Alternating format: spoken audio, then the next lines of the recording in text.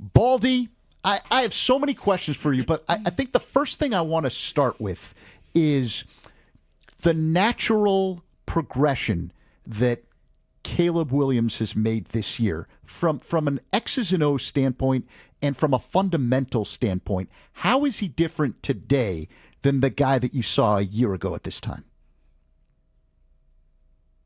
A year ago. And, he obviously the head coach was fired. The offensive coordinator was fired. I mean, the offense made no sense to me.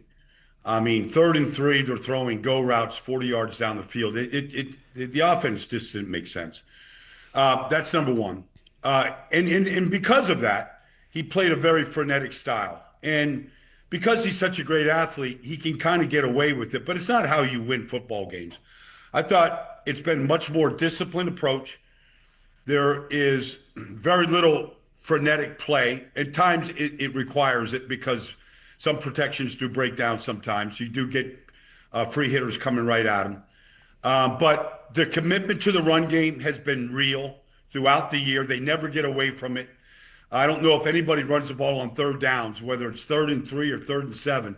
I don't know if anybody runs the ball more on 3rd downs than what Ben Johnson is doing right now. So there's a commitment to that. There's a real play action pass to get the ball on from some go shots and some chunk type plays to throw it.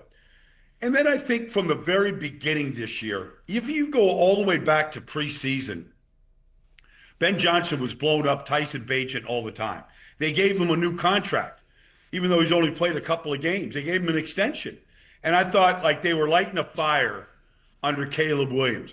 Look at what Tyson Bagent's doing. Look what he just did in this preseason game. Let's give Tyson Bagent the extension.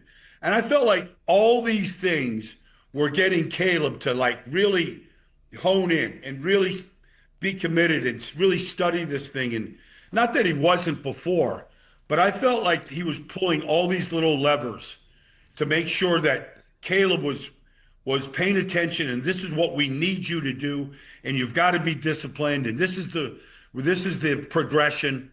And I think we've just gradually see this quarterback just really improve to the point where he could throw that dart to DJ Moore to go beat the Packers, last Friday. Baldy, it's great stuff, and I think everyone's enjoying sort of watching Caleb Williams get better at the little things while the Bears are winning, and you still sort of see areas he can improve, but you're also seeing the special throughout the course of this. I want to ask you about this game on Saturday, because I do want to talk to you about the 49ers and how these two teams match up, but before we do that, I have to ask you, what was the most surprising or shocking moment of that Bears win on Saturday night? Well, I mean, honestly, from the onside kick that, Romeo Doubs takes his eyes off the ball right there and, they recover it, that. But then even like the fumbled snap with Malik Willis and Sean Ryan and the ball's on the ground, like that could only happen to the Bears. Like nobody else is getting that gift, like just packaged and put underneath their Christmas tree. I think it was just the way it like if you wrote the script and said, okay, you're down whatever it was, 16-6, whatever the score, I forget, but you're down this amount. All these things have to happen in order for you to have a chance to make this throw. Like you wouldn't believe it. You wouldn't say, it's too much of a stretch. But all those things happened, and then they executed when they got the opportunity. So I think it was just a series of events that had to take place for them to win that game. When you watch the tape, how did Ja'Day Walker get that wide open? And so it's a 2-receiver route, and on the play, Green Bay, it's a banjo coverage, so it's really man. But whoever goes outside, you take him. Whoever goes inside, the inside guy takes. So they banjo the coverage. You'll see guys like doing this type of movement, and they squatted on Zacchaeus. Zacchaeus was the underneath route, and both defenders in man coverage went on Zacchaeus, and Ja'Day, broke to the corner, and Caleb was able to get it to him, but it was complete blown coverage by the Packers, and that's why you run that stack route like that. because a lot of the times you get miscommunication and that happens.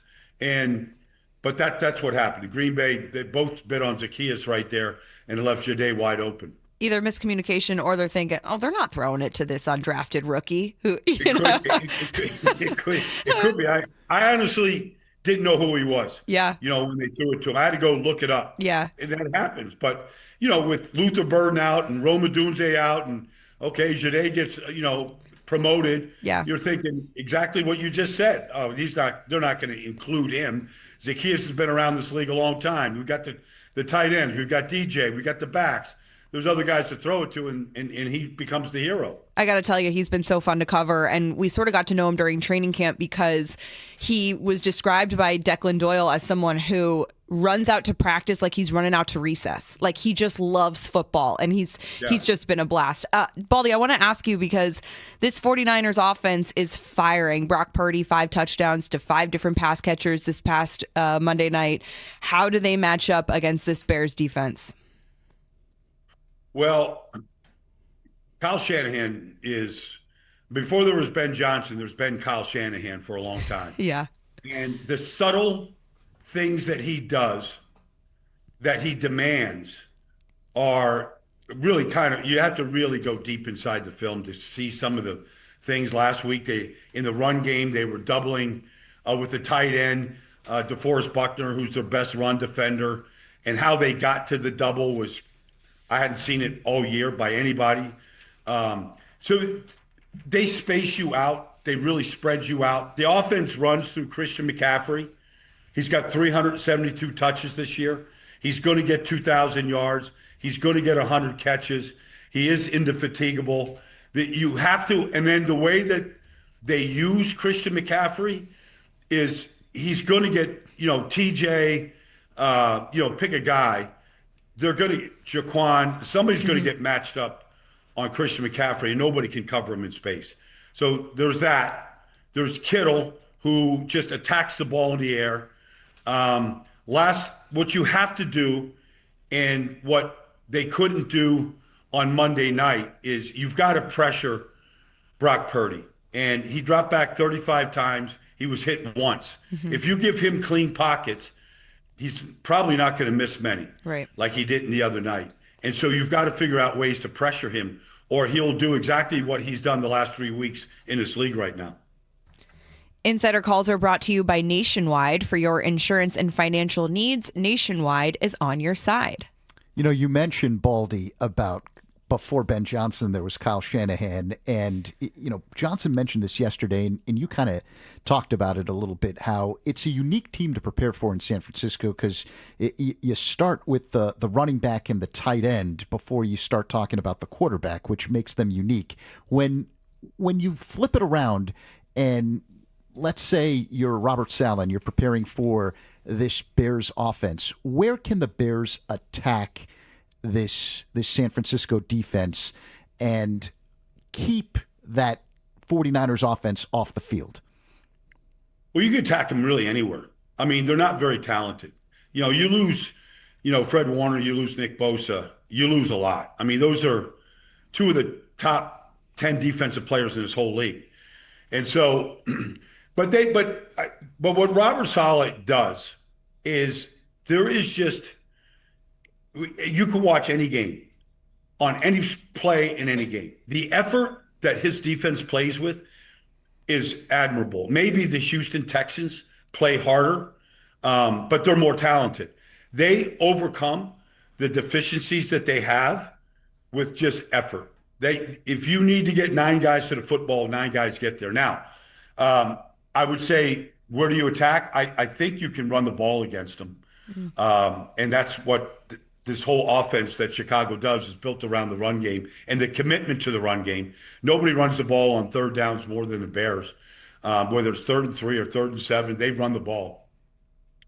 And so that's where I think Robert Saleh has got to, you might see more reduced front. He likes to play a 4-man front, but maybe he gets some reduced fronts in there to kind of limit Swift and Monangai. But I think the corners are vulnerable. I think the safeties are vulnerable. They haven't taken the ball away. They got the pick 6 by D. Winters, on Monday night. against Indianapolis right there that finished the game off, but they haven't really been taking the ball away. They don't get their hands on a lot of footballs. And so they're a little young in the secondary. They're a little green in the secondary. The playmakers that they have had back there aren't there right now. And so I think there's a lot of things you could do in the passing game against them as well. You talk about Kyle Monangai and DeAndre Swift, one of the more dynamic duos, I think, in the league, but they wouldn't be who they are without this Bears offensive line coming together the way they have. Joe Thuney, perennial Pro Bowler, earns another one. Drew Dahlman gets his first Pro Bowl. And I think you'll appreciate what Drew Dahlman said yesterday, Baldy. He said, it feels weird to get this sort of individual award because we're such a unit. What have you seen from that offensive line and the way that they've just made things easier for the entire offense? Well, Jonah, Drew, Joe, like they came in and it was an immediate fix to an offensive line that was very broken. And Drew had gotten hurt in Atlanta last year. He didn't. I don't even know if he finished the season. But to see I think those guys. I might be wrong on this, but I think they played every snap together. And what you've seen is, and Joe, like they missed Joe in Kansas City so much. Like he is just this glue guy that whatever, if you put Benedict at left tackle or Braxton or now Ozzie, like he's going to make those guys better. Mm-hmm. And then I think Jonah has made Wright better on the right side because of what Drew's talking about, how they play so well together. And they really do. And the tight ends, you got to put the tight ends in there too because they're 13 personnel, whether Durham's out there or Cole or whatever, Colston, like all those guys, they fit so well together. And it's a big part of the success. And I've been saying it for weeks now. I don't know. You could pick out Derrick Henry or Christian McCaffrey. You take another great back in this league. I don't know if there's a harder, more difficult guy to tackle than Monangai. He just has rare contact balance that you don't see. Not many guys have it. But he's pretty special. And then DeAndre just has, his cuts and his ability, his quickness and suddenness is just still elite. So it's been a great 1-2 punch, but it does start up front. And I think what Drew said was pretty cool, actually, that he feels like, why are you talking about me when it's about the group? Yeah. But he's deserving. I mean, in fact, when I saw the Pro Bowl center, I was so happy for him because honestly, he's played as well as anybody in this league at that position. And I say it all the time. If your center isn't strong and isn't good, your offensive line isn't going to be good. It's going to be average at best. Baldy, and to piggyback on that point, I think because of his experience and knowledge, it takes a lot of the pressure off of Caleb Williams in terms of understanding the protection schemes that you need. Because Dahlman's taking care of all that stuff, right? Mm-hmm. Oh, he's making a lot of the calls. I don't know the study habits of the line and the quarterback, but most quarterbacks like to spend time, especially with the center during the week, and just reviewing calls, looks, fronts, blitz zero protections, double A gap protections, just reviewing it and what they're going to do that week, who's going to be hot, who's bailing. Like it's not uncommon to spend a lot of time the quarterback with the center specifically. So I'm sure Caleb does that. Caleb's a smart guy. I've known that kid since, Gonzaga High School in Washington. He's always been very, very smart about the game and how he sees the game. But you've got to be in sync with your center. You got to, because your center is going to make the adjustments and the calls up front. And you got to make sure that you're both seeing the same thing the same way. Baldy, can't thank you enough. Always fun. We always come away a little smarter after talking to you. Hey, happy holidays to y'all. It was good to be with Christmas. you. And, I am bared up, be honest with you, man. I love it. Bared down, bared up. I love watching this team play right now.